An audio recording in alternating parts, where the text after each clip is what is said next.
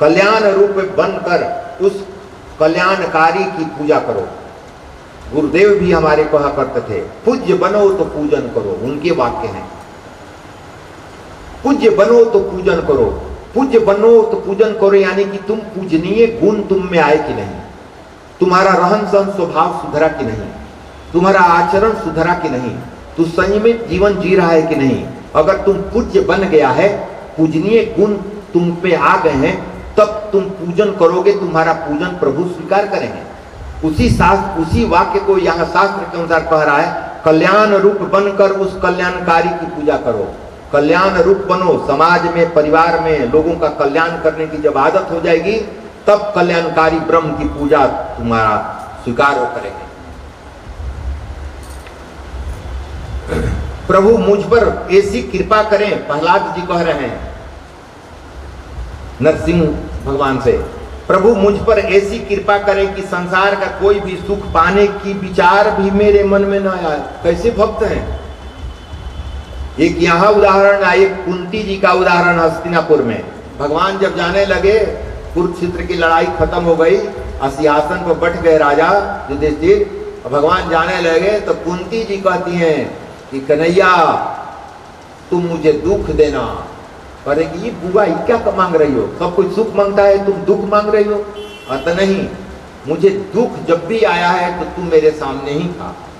अभी तक जितने लक्षागृह हो, वन हो, जहां भी हुआ, जहां दुख आया तू तहां सामने था।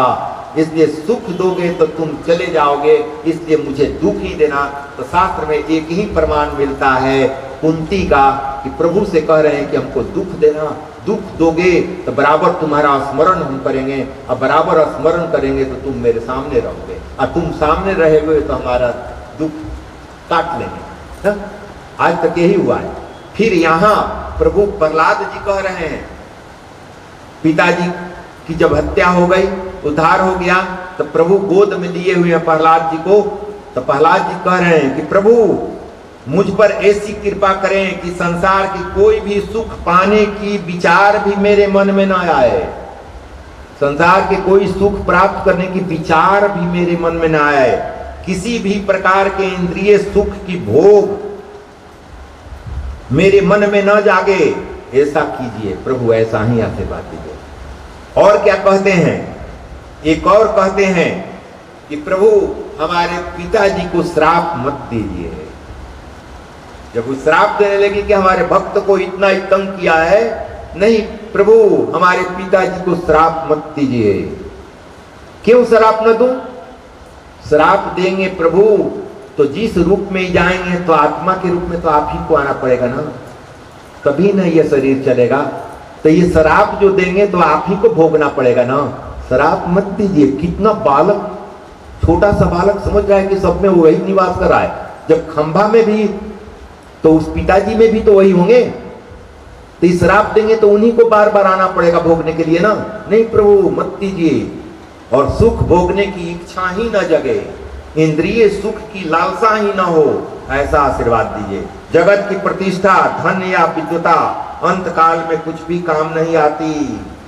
शास्त्र कहता है कि जगत की प्रतिष्ठा और धन या विद्वता अंत काल में कुछ भी काम नहीं आती। जो विद्या अंत काल में निरर्थक है, निरुपयोगी ही है, रह जाए, उससे लाभ ही क्या है, उस विद्या से क्या करोगे।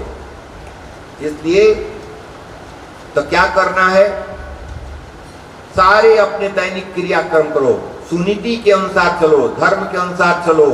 पद पैसा प्रतिष्ठा जो मिलेगा, संत भी, भगवान भी आकर शादी ब्याह करवा दिए हैं संतों का, तुम प्रारब्ध के अनुसार उसका भोग करो, और भोग करके प्रभु के धाम तू चल जा, प्रभु में समा जा।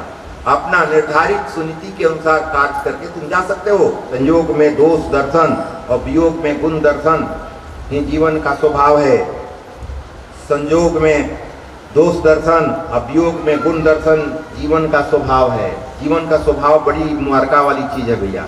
संयोग किसी के सामने जाओगे ना तो संयोग में दोष दर्शन तो लड़ाई हो जाएगी। सामने रहते हो, पति पत्नी लड़ते रहते हो, लेकिन पत्नी नैहर चल जाएगा तो उसका गुने याद आएगा खाली ना।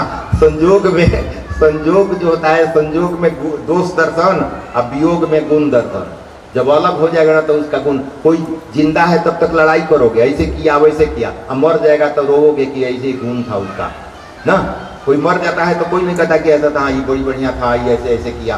तो नहीं, वियोग जब होता है तो गुण दर्शन होता है, या संयोग होता है तो दोष दर्शन होता है। ये शास्त्रीय प्रमाण है, जो स्वभाव मनुष्य का है उसी पर लिखा गया है। ईश्वर जीव को अपना ले तो जीव ईश्वर बनता है। आत्मा अनुभूति कई बार होने पर भी दृढ़ता नहीं आती, दृढ़ता सदगुरु के पास से आती है। आत्मा का साक्षात्कार हो भी जाने पर दृढ़ता नहीं आती है, वो अस्थाई नहीं होती। गुरु की कृपा होगी तब ही अस्थाई हो पाएगी कि वो टिकेगा। मनुष्य की वासना मिश्र वासना है। मनुष्य की वासना, सद्वासना विसद वासना उसमें लिखवाया गया था पहले। मतलब मनुष्य की वासना मिश्र वासना है, मतलब अच्छा बुरा दोनों। प्रथम मैं स्वयं उपभोग करूंगा और फिर भी यदि कुछ बाकी बचा तो दूसरों को दूंगा, यही मिश्र वासना है।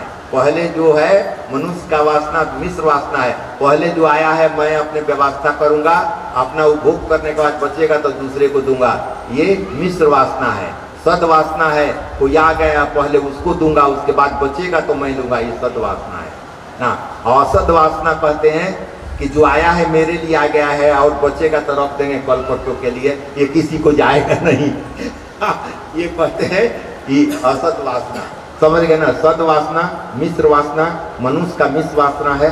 सद्वासना संतों का और चाहे जो भी आध्यात्मिक दृष्टिकोण से उनका सद्वासना का परिभाषा वो है, मिश्र वासना का परिभाषा ये है, और सद्वासना का परिभाषा जो भी आया है हमारे लिए आया है, इस पर नजर किसी को पढ़ने नहीं देंगे, रख देंगे ना। संत की वासना सद्वासना है और राक्षस की वासना असद्वासना है।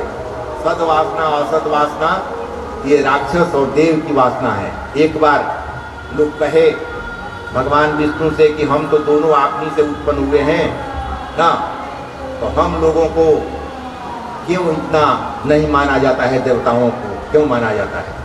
तो इस परीक्षा लेने के लिए भगवान कहे कि ठीक है, सबके हाथ में तमाची बांध दिए, एक को लड्डू थमा दिए, सब देवता दानव सबके हाथ में तमाची बांध दिए, सीधा रहेगा हाथ में लड्डू दे दिया। कहे कि लड्डू जो खा जाएगा उसी की पूजन होगी, वो स्वर्ग के अधिपति होगा।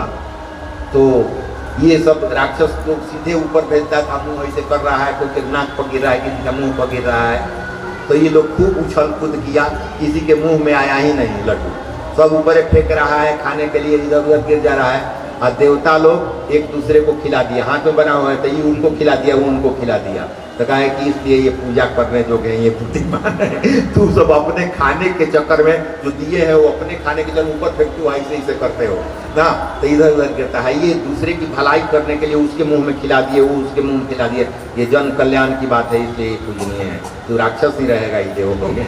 तो कहने का मतलब कहानी के माध्यम से ये सारी चीजें बताई गई हैं। धर्म के 3 लक्षण हैं। प्रथम लक्षण है सत्य और अंतिम लक्षण है आत्मसमर्पण। सत्य पथ पर चलना ये प्रथम लक्षण है धर्म के, आत्मसमर्पण ये अंतिम लक्षण है। आत्मसमर्पण मतलब अहंकार का समर्पण। आत्मसमर्पण मतलब जो है प्रभु की इच्छा के अनुसार जीवन जीना, प्रभु के अनुसार काम करना, उनके अलावा कहीं कुछ नहीं है, जो कुछ भी उनका है, ये आत्मसमर्पण। धर्म कथा का सत्य से होता है, धर्म कथा जो भी होता है वो सत्य से होता है, समाप्ति आत्मसमर्पण से होता है। मनुष्य अपमान के कारण तभी दुखी होता है जब वह अभिमानी होता है। कोई अपमान किया, अपमानित किया और दुखी हो गया, यानी कि सहन शक्ति की तितिक्षा नहीं, मतलब सहन शक्ति अभिमानी है। अभिमानी को ही अभिमान से दुख होता है। जो अभिमानी है, अभिमान नहीं, अगर उसका पुष्ट होगा तो दुख होगा।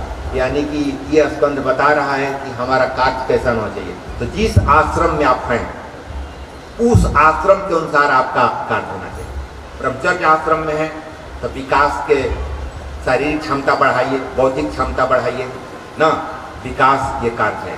गृहस्थ आश्रम है तो परिवार के भरण पोषण के लिए जो आप परिश्रम करते हैं, कर्मेंद्रीय ज्ञानेंद्रीय का उपयोग करते हैं, ये आपकी ड्यूटी है ना। फिर वानप्रस्थ है तो उसके अनुसार आपको लोगों को साधना करनी है।